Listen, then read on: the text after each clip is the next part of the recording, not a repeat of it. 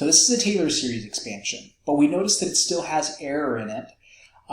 So we might want to say, well, how many slopes should we actually use to improve or weed out as much of the errors as we can? As it turns out, you can run the Taylor series expansion as fourth order, which is going to involve a fourth derivative. It's going to have these progressive terms like we had up here, except it'll have f triple prime and then f quadruple prime. But if you don't really want to go beyond the fourth derivative because the precision gain is really negligible, but the workload grows considerably. So we stop with 4 terms and we call it Runge-Kutta 4, named after Runge-Kutta, and 4 because it's fourth order. So the basic Euler's method is really a Runge-Kutta 1 because it only uses the first slope there, k1. In Runge-Kutta 2, we use the k1 and a k2. But here we're going to use 4 different slopes. So k1 will allow us to calculate k2. K2 will then allow us to calculate k3, which will allow us to calculate this slope k4. And whenever we combine them in just the right way, we get a weighted approximation.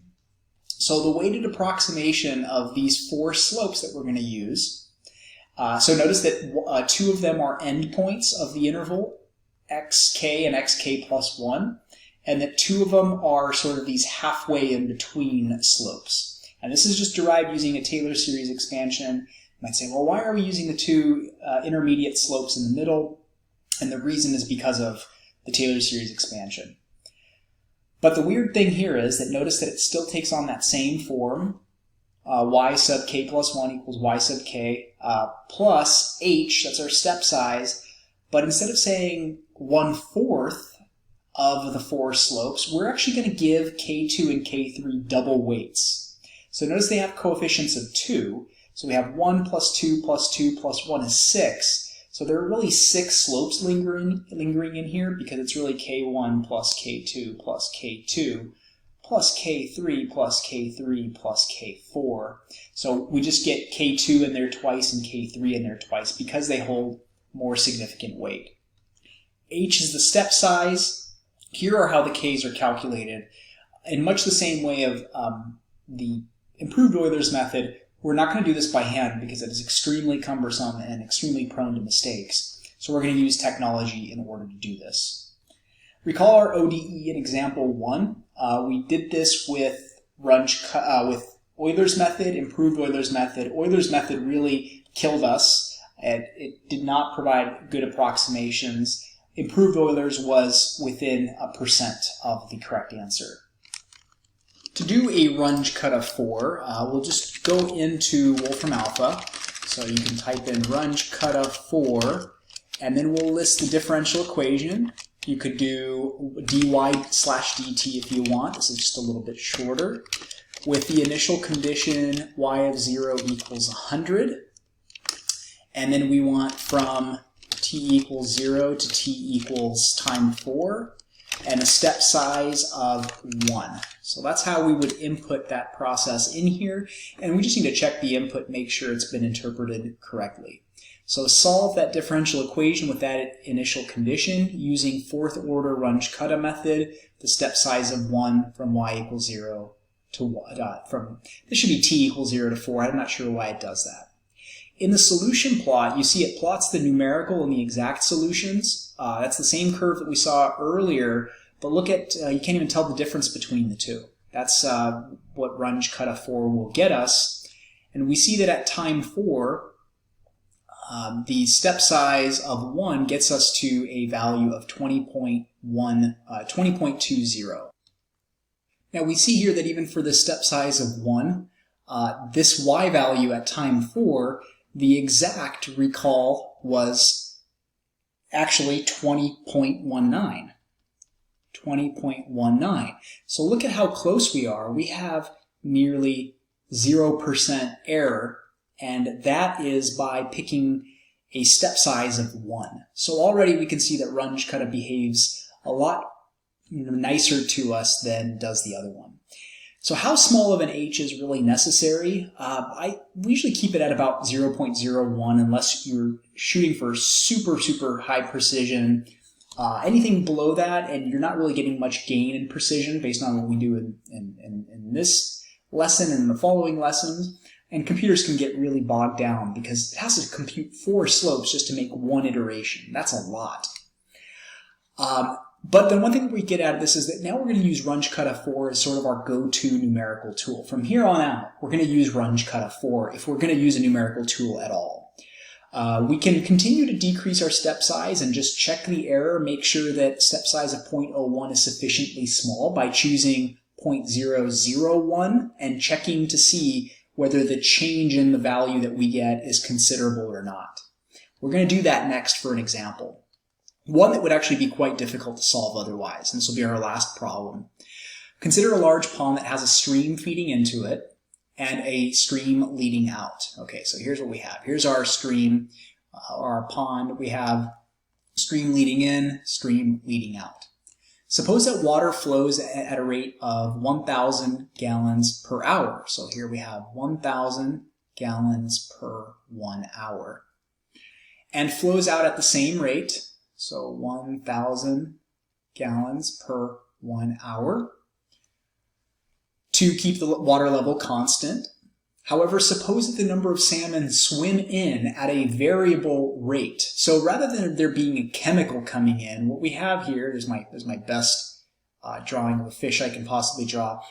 We have fish coming in, right, instead of a chemical coming in. So instead of being grams per gallon, they're actually coming in at a variable rate of change of, okay, so 0.4 sine of pi 12ths t. If I look at the rate at which fish are coming in, fish per gallon, or salmon per gallon, versus the time, right? Because this rate depends on time. We see that this will ensure that we have a center line of 0.8, and the number of salmon will fluctuate like this throughout the day. In fact, after a 24-hour period, it'll complete one oscillation.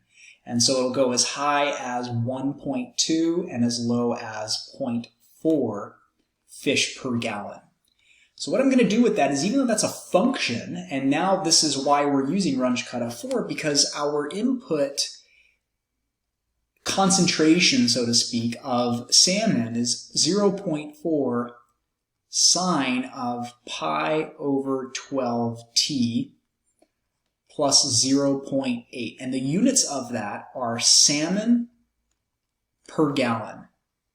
So for every 1 gallon of water that comes in, there are quite a few salmon, right? So anywhere between 0.4 up to 1.2 salmon come in to the pond per gallon. Now this could be in hundreds, thousands, etc. It doesn't really matter. We're not going to worry about the decimals.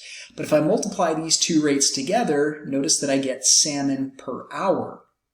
And that's what I'm going to want to keep track of. Y is the number of salmon in pond. T is the time, number of hours after 6 a.m., time since 6 a.m. This will be in hours. And at 6 a.m., suppose there are 500 fish in the pond. So y of 0 is 500. And the pond contains 20,000 gallons. Using RK4, estimate the number of fish in the pond at 3 p.m. on the first day. Be sure that your answer is chosen so there is no more than 0.1% relative error from the previous step size. So we're always going to do like step sizes of 1, 0.1, 0.01, 0.001, etc. No reason why you couldn't just jump to a step size of 0.001, only that we just want to see how much accuracy would improve. And going from 0.001 to 0.0001 can really bog down a computer. Okay, now what's coming out is the same type of idea. We want to get this in salmon per hour, so this is going to have to be salmon over gallons, so that our gallons cancel out. And inside of the pond at any given moment, there are Y salmon inside of there.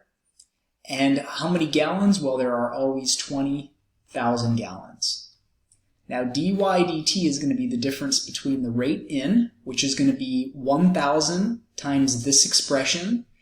So if I distribute that 1,000 in to this expression, I will have, let's see, that'll be 400 sine of pi over 12t. And then 1,000 times 0.8 will be 800, minus what's coming out, which will be 1,000 over 20,000, or 0.05y. Now you can see that this gets significantly more complex. This is non-separable. You can't factor this into a t and a y term. And then we'll also state that the initial condition is y of 0 equals 500. So here's the fun part. We get to now model this in Wolfram Alpha. So here we are inputting the equation. Again, just similar process. Notice that time goes from 0 to 9 because 3 p.m. is actually 9 hours after 6 a.m. So 6 a.m. to noon is 6 hours, and then noon to 3 is another 3 hours, and 6 plus 3 is 9. So there we go, just a review of what's going on here. Here's the actual number of fish over time. We see that there's kind of almost like a logistic type of curve where the rate seems to be slowing down. We have sort of this concave up piece here. And we see that at time 9, there should be 8,298 fish or thereabout. 8,298, that's a step size of 1. So the relative error is going to be shown here by looking at what happens when h is set to 1 versus when h is set to 0.1. So if h is set to 1, at 3 p.m. we see that there are estimated to be 8,298 salmon. And then all I've done is I've just gone ahead and set the step size to 0.1 and rerun this, and notice that the answer at time 9 is the same. So what does that mean? That means, therefore, increasing or decreasing step size in this problem does not result in a different output, a different number of salmon at t equals 9. So our estimate is that at time 9 there will be about 8,298 salmon in that pond. So you can see we were able to model really quickly a complex phenomenon, and choosing our step size because we didn't have the solution to which we could compare our estimates. We simply had to run the Runge-Kutta with a decreasing step size and see if we get any observed change in the output. We could also just go ahead and, for the sake of entertaining this, change the step size to 0.01. And once again, because we didn't notice a change from h equals 1 to h equals 0.1, we're probably not going to notice any significant change here either. So as soon as this thing runs, you can see 8,298.14, same estimate, and the number of salmon predicted does not change. Therefore, we're pretty confident that we would expect about 8,300 salmon by 3 p.m. swimming around in that pond. So if you want to go fishing, good time to go fishing.